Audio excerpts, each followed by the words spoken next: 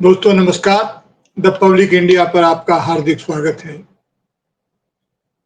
अभी पहलगाम में बहुत बड़ी घटना घट चुकी है। ऐसी आतंकी घटना जिससे पूरा देश मर्माहत है। दुख और शोक में सिर्फ वे परिवार नहीं जिनके अपने इस कांड में प्राण गंवाए हैं, बल्कि पूरा देश ही इससे मर्माहत है। सभी लोग चकित हैं और उस घड़ी को कोस रहे हैं जिस घड़ी में यह घटना हुई। लेकिन यह घटना कोई अचानक तो हुई नहीं। इस घटना के जो पृष्ठभूमि है वो लंबे समय से हमारे देश में सकती रही है। यह आतंकी घटना है तो आतंकी घटनाओं को होने देने से रोकने के लिए हमारे पास पर्याप्त इंतजाम भी हैं। इतनी बड़ी हमारी फौज है, सुरक्षा एजेंसी है और भी बहुत सारी चीजें हैं। जो कूटनीतिक परिस्थितियां और तमाम के होते हुए भी ये घटना घट गई। अभी सुना है कि हमारे गृह मंत्री पिछले दिनों बस हाल में ही कश्मीर की यात्रा करके आए थे और ऐसा बताया जाता है कि उन्होंने भी यह कहा था कि सब कुछ ठीक है, शांत है, सुंदर है। और दावा यह कि 370 के बाद कश्मीर की परिस्थिति बहुत बदल गई है, बिल्कुल सुधर गई है। पर्यटकों का वहां स्वागत है और लोग जाने लगे थे। लेकिन ये जो घटना घटी उस घटना स्थल पर ऐसा देखा गया है कि सुरक्षा बलों की कोई खास तैनाती नहीं थी, बल्कि सुरक्षा बलों की अनुपस्थिति ही देखी गई। कहीं कोई बल उस ढंग से देखा नहीं गया, बल्कि जो लोग पहुंचे वे काफी विलंब से पहुंचे। और इस बीच में यह बताया जाता है कि जाति धर्म पूछ करके लोगों को मारा गया, निशाना बनाया गया। इसका मतलब यह है कि उसके इस तरह की घटना करने के लिए उनके पास पर्याप्त समय था और वे इस बात से निश्चिंत थे कि निश्चित समय के भीतर वे अपना काम कर सकते हैं। और उन्होंने इत्मीनान से जाति पूछा। ऐसा बताया जाता है जैसा कि जाति धर्म पूछा और धर्म पूछने के बाद ही अपने कांड को अंजाम दिया। इतनी फुर्सत थी उनके पास। यह भी बताया जाता है कि उन्होंने पहले रेकी भी की थी और रेकी के माध्यम से भी उन्होंने स्थिति को भांप लिया था। अब यह सवाल ये उठता है कि इतना मोहलत, इतना समय उनके पास कैसे बीच में गैप में था और जिसका ठीक ठीक अनुमान उनको था, इतना निश्चिंत होकर के उन्होंने घटना को अंजाम दिया। ये सब तो इंटेलिजेंस की बातें हैं और सरकार से लोग पूछेंगे, सवाल करेंगे। अभी के प्रधानमंत्री जब प्रधानमंत्री नहीं बने थे उस समय इस तरह की घटनाओं के होने पर या आतंकवादी किसी भी घटना के होने पर भी लगातार जिस तरह के सवाल किया करते थे कि सुरक्षा आपके पास है, नियंत्रण आपके पास है, सूचना और संचार तंत्र सारा आपके पास है, मौद्रिक नीति और सब कुछ आपके पास है, तो फिर ये घटना कैसे घट रही है, कैसे विदेश से लोग आकर के हमारे देश में इस तरह की घटना को अंजाम दे रहे हैं। वे सारे सवाल अब पलट करके हमारे वर्तमान प्रधानमंत्री के पास पहुंच रहे हैं।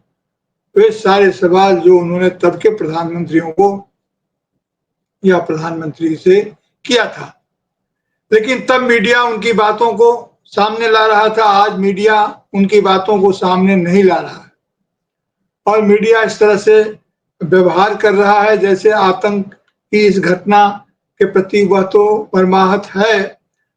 ऐसा नहीं कि अपने मर्माहत होने को वह कम तवज्जो दे रहा है, यह कहना ठीक नहीं है। लेकिन बावजूद इसके वह कहीं न कहीं हिंदू मुसलमान की राजनीति के लिए इसमें जगह बनाने में मीडिया लगा हुआ है। मुख्य धारा की मीडिया के और खास करके जो हिंदी मीडिया है उसके एंकर लोग सवाल को इस तरह से रखते हैं जैसे उनका सवाल सवाल ना हो, बल्कि एक स्टेटमेंट हो, एक कथन हो और उसको विपक्ष पर चश्मा कर देते हैं। वे आज जवाबदेही की बात नहीं करते, वे इस पर राजनीति न होने देने की बात करते हैं। लेकिन ऐसी बात करते हुए वे खुद उस राजनीति को कर रहे होते हैं जिस राजनीति को नहीं करने देने की बात वो करते हैं। देखिए, इंटेलिजेंस फेल्योर है या सरकार की कोई चूक है, उन तमाम बातों पर तो सरकार ही जवाब दे सकती है। वही अधिकृत है, लोग उन्हीं से जवाब सुनना चाहेंगे। अभी उनका कोई ढंग का जवाब तो आया नहीं है, लेकिन इसके पहले जो घटनाएं घटी है, पुलवामा का भी पूरा सच लोगों के सामने शायद ही आया हो सकता है कि सुरक्षा कारणों से इसे लोगों के साथ साझा न किया जाता रहा हो, लेकिन ऐसा लगता नहीं है कि विपक्षी नेताओं को भी जो संसद में उनके साथ बैठते हैं, तो विपक्ष को तो कोई महत्व देना नहीं है। विपक्ष के लोगों ने ही नहीं, पूरी दुनिया के लोगों ने इस मामले में इस सरकार के साथ अपने को शामिल किया है, सरकार के साथ खड़ा किया है और ये कहा है कि दुख की इस घड़ी में हम भारत के साथ हैं और आतंकवाद की इस घटना के वे की निंदा करते हैं, उसकी भर्त्सना करते हैं, उसके विरोध में इस समय पूरे देश को एकजुट होने की जरूरत है। लेकिन अगर हिंदू मुसलमान की राजनीति की जाती रहेगी तो क्या यह देश एकजुट रहेगा? सबसे बड़ा सवाल तो यही है। और यही जो मीडिया है, मुख्य मीडिया है, ये इस बात को घुमा फिरा करके इतना जोर देकर कह रहा है कि लोगों को जाति पूछकर नहीं बल्कि धर्म पूछ करके मारा गया। मतलब मीडिया की इस बात में दिलचस्पी इसलिए है कि जाति पूछकर अगर मारा जा रहा है, नहीं मारा जा रहा है, धर्म पूछकर मारा जा रहा है, तो जाति पूछ देखकर वोट नहीं देना चाहिए, नहीं देना। इस तरह की राजनीति का कोई मतलब नहीं है। इस समय हमारे देश में जिस यह घटना हुई है, ऐसी परिस्थिति थी कि उसमें वक्फ संशोधन बिल को लेकर के पूरे देश में एक राजनीतिक माहौल बना हुआ था। हमारे अपने ही जनप्रतिनिधि कहिए या संवैधानिक संस्था पर बैठे हुए लोग कहिए, वो अपने ही संसद और संविधान और सरकार में टकराव की स्थिति को पैदा कर रहे थे। एक दूसरे पर इस तरह की टिप्पणियां कर रहे थे जिससे लग रहा था कि इस देश में लोकतंत्र की जड़ें काफी खोखली हो गई हैं और सबके पीछे मकसद एक ही था और वह था कुत्सित ध्रुवीकरण, कुत्सित इरादों से किया गया ध्रुवीकरण, जिससे अस्थायी बहुमत का जुगाड़ हो और सारे हिंदू भारतीय जनता पार्टी के या हिंदुत्व की राजनीति के फोल्ड में आ जाए, उनके आवरण में आ जाए। तो इस तरह की राजनीति के बीच ये घटना घटी। हमें सचेत हो जाना चाहिए कि हम जो करते हैं कहते हैं उसकी खबर पूरी दुनिया को रहती है और पूरी दुनिया को जब इसकी खबर रहती है तो हमारे जो दोस्त हैं, जो दुश्मन हैं, वे इस पर अपनी प्रतिक्रिया देते हैं, अपनी राय बनाते हैं और अपनी स्ट्रेटेजी फिक्स करते हैं। अभी जो भारत सरकार ने कदम उठाए हैं, चाहे वो सिंधु जल संधि हो, उसको रोक दिया गया है। अभी पाकिस्तान के नागरिकों को 48 घंटे के अंदर में देश छोड़ करके, भारत छोड़ करके जाने की बात कही गई है। राजनीतिक संबंध भी ढीले कर दिए गए हैं और उनको भी 7 दिन के भीतर में चले जाने की बात कही गई है। यानी कि सारे राजनीतिक संबंध, कूटनीतिक संबंध को तोड़ने की बात हो रही है। जाहिर है अपने पड़ोसियों के साथ इस तरह के रिश्ते में जाना, इस तरह की स्थिति पैदा करना हमारे लिए दुखद तो है ही, शर्मनाक भी है कि एक देश इस तरह से अपने पड़ोसियों के साथ, क्योंकि भारत इसमें बड़ा देश है और भारत की बड़ी भूमिका है। हमारे तमाम परिस्थितियों में भी, चाहे भारत हो, बांग्लादेश हो, ये हमारे अंग रहे हैं। हमारी लड़ाई पाकिस्तान के, हमारा जो संघर्ष है वो पाकिस्तान के लोगों के साथ नहीं है, वह हिंदू मुसलमान के बीच का संघर्ष नहीं है। हमने देखा कि कश्मीर में आतंकियों ने जब लोगों को आहत कर दिया, वहां कोहराम मचा दिया, तो आहत लोगों की मदद के लिए भी जो लोग खड़े हुए, स्थानीय लोग, उसमें हिंदू मुसलमान का भाव नहीं था। वे सभी वहां के लोगों के साथ खड़े हुए, जो बाहर के लोग जो आहत हुए थे उनके साथ खड़े हुए।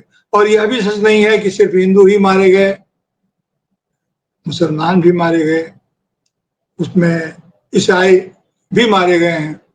कोई भी मारा गया हो मनुष्य है, लेकिन उसको इस तरह का रंग देना कहीं से भी शुभ नहीं है। और वोट की राजनीति के लिए, अस्थायी बहुमत के जुगाड़ के लिए ऐसा करना तो बिल्कुल ही ठीक नहीं है। अभी और एक बात और भी कहनी जरूरी है यहाँ कि हिंदी मीडिया में जो हिंदी माध्यम से जो हिंदी पट्टी की का जो की जो बात है, उसके ऊपर कहीं न कहीं घुमा फिरा करके यह बात आ जाती है कि हिंदी पट्टी के लोगों की सोच के कारण ही भारतीय जनता पार्टी की सांप्रदायिक सोच को बढ़ावा मिलता है। अब इसमें देखिए कि अभी जो देश चला रहे हैं, उनमें से कोई भी हिंदी पट्टी का राजनेता नहीं है। हाँ, ये हिंदी का इस्तेमाल ज़रूर करते हैं और करना भी चाहिए। हिंदी देश के बहुत बड़े भाग के लोगों की समझ में आने वाली भाषा है, उस पे कोई बात नहीं है, वो करना ही चाहिए। लेकिन हिंदी का इस्तेमाल जिस तरह की राजनीति के लिए किया जा रहा है और देश को जिस तरह की शंकाओं में डाला जा रहा है, उसके लिए हिंदी भाषा या हिंदी प्रदेश के लोग जवाबदेह नहीं हैं। इस बात को समझना होगा और हिंदी प्रदेश के लोगों को भी यह बात ध्यान में रखनी होगी कि हम पर पूरे भारत की एकता के साथ सुर में सुर मिला करके, ताल में ताल मिला करके हमें आगे आना चाहिए। इसलिए ऐसी घटनाओं पर जो देश में विभाजन की रेखाओं को बढ़ावा दे और हमेशा बंटवारे की बात करे, उसके प्रति सावधान होना चाहिए। अब हम क्या बिल्कुल इस बात को नहीं समझ पा रहे हैं कि हम पर क्या दायित्व है। पूरे भारत के नागरिकों पर तो दायित्व है ही, लेकिन आप वोट के पैटर्न को देखें और उनके समर्थक इलाकों को देखें, तो हिंदी पट्टी पर खास करके यह बात लागू हो जाती है। क्या ये हिंदी पट्टी के हितों की इससे अनदेखी नहीं होती है? बिल्कुल अनदेखी होती है। विकास दर में हम सबसे पीछे चले जा रहे हैं। हमारा उस तरह से कोई जो शिक्षा है, जो अन्य इंडिकेटर्स हैं, ह्यूमन इंडिकेटर्स हैं, वो सभी में हम पिछड़ते जा रहे हैं और बार-बार हमें इस सांप्रदायिक राजनीति का शिकार हो जाना पड़ता है। सब कुछ चाहिए, लेकिन सबसे खराब अवस्था, सबसे खराब आर्थिक स्थिति, सामाजिक स्थिति अगर कहीं है, तो हिंदी प्रदेशों में है। ये ठीक है कि इस समय में पहलगाम में हुई घटना के परिप्रेक्ष्य में इन तमाम बातों को अभी खड़ा करने का शायद उतना उचित समय न हो, लेकिन जब इसी अनुचित समय में, इसी समय में जब हिंदू मुसलमान की राजनीति को फिर से गरमाने की कोशिश हो रही है और उसे रोकने की कोई कोशिश नहीं हो रही है, तो हमें नागरिक को बार-बार सावधान होना होगा। अपने आप में ये सोचना होगा कि हमें इस राजनीति के मर्म को समझना ही होगा। 11 साल कम नहीं होते हैं। आप अपने किसी भी काम की जवाबदेही अपने ऊपर नहीं लेते हैं और सीधा-सीधी किसी और पर इसको डाल देते हैं। कोई भी आपसे सवाल करे या सवाल पूछे जाने की स्थिति हो, तो उसमें इसको इस तरह से उलझाते हैं जैसे सब कुछ हिंदू मुसलमान की आड़ में सब कुछ छिप जाए। ये सवाल ऐसे नहीं छिपेंगे। यह समय भारत की जनता के सामने और हिंदी पट्टी की जनता के सामने खास करके बहुत मजबूती के साथ खड़े होने का है कि हमारे हिंदू मुसलमान में या धार्मिक आधार पर या जाति आधार पर जो भी भेदभाव होगा या जो करेगा, हम उसके खिलाफ हैं, हम उसके साथ खड़े नहीं हो सकते हैं, चाहे वो हमारा कितना भी बड़ा हितैषी क्यों न हो। हमारा हितैषी हमें ऐसा हित नहीं चाहिए जो हमारे अपने भाइयों के अहित पर जिसका विकास हो।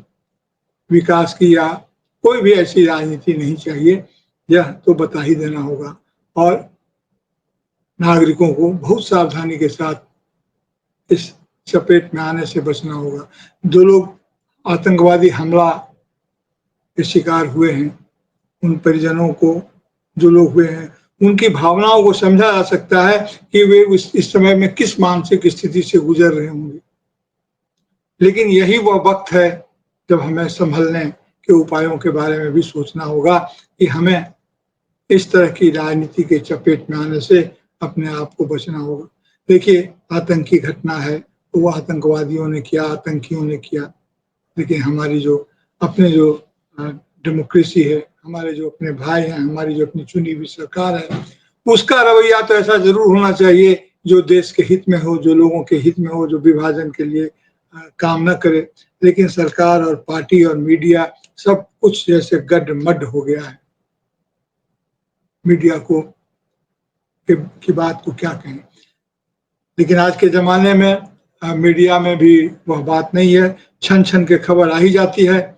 और कुल जमा तो यही है कि हमें अपनी उस विचार प्रक्रिया को ही तेज करना होगा, जिस विचार प्रक्रिया के अंतर्गत हम अपनी नागरिक स्थिति को समझ सकें, अपने नागरिक अधिकार का इस्तेमाल सही ढंग से कर सकें और मीडिया के माध्यम से चीज़ों को उतना ही समझें जितना हमारे हित में है, जितना कि हमारे विवेक की कसौटी पर वो बात खरी उतरती है, उतनी ही बात स्वीकार करनी चाहिए।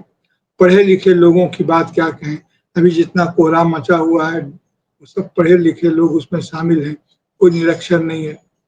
इस देश की राजनीति में, इस देश में यह समझना चाहिए कि जो पढ़े लिखे नहीं होना मूर्ख होना नहीं है। हम पढ़े लिखे नहीं भी हो सकते हैं, लेकिन हमें मूर्ख नहीं समझा जाना चाहिए। हम अपने आप को मूर्खता की चपेट में न फंसे। हमें यह सोचना होगा कि कहाँ हमारा हित है।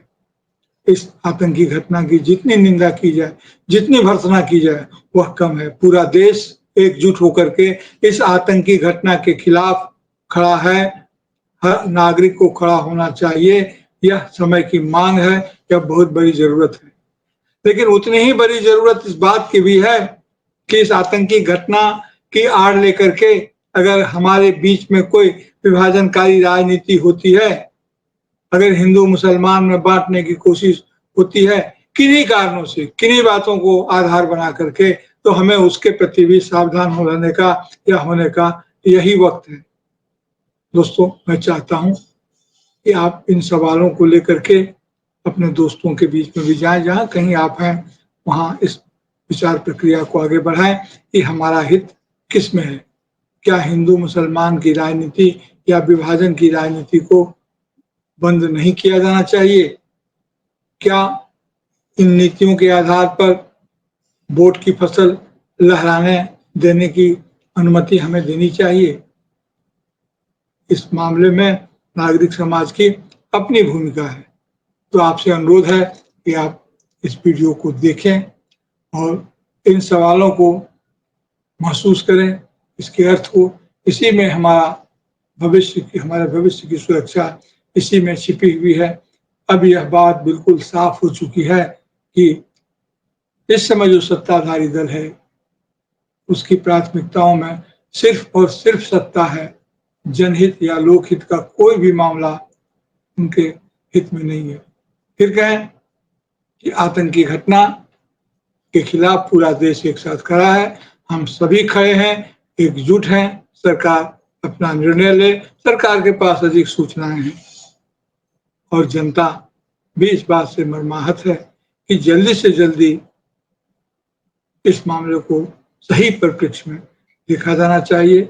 इन त्रासदियों का हल लंबे समय के लिए निकाला जाना चाहिए। एक सस्टेनेबल पॉलिसी हमारे पास होनी ही चाहिए और किसी भी हालत में, जैसा कि विश्व राजनीति की जो स्थितियां हैं उसको भी ध्यान में रखना होगा।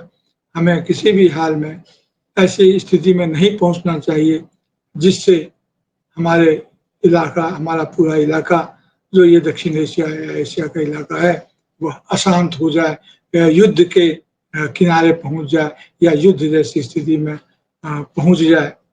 बाब इसके साथ ही हमें इसका शांतिपूर्ण हल क्या हो सकता है, इन तमाम संभावनाओं को उसकी तलाश की जानी चाहिए।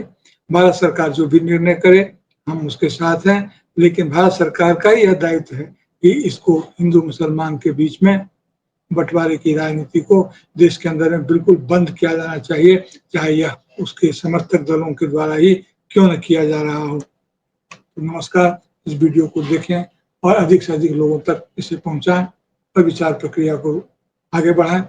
अपनी महत्वपूर्ण टिप्पणी जरूर दें, हमें समृद्ध करें। जी नमस्कार।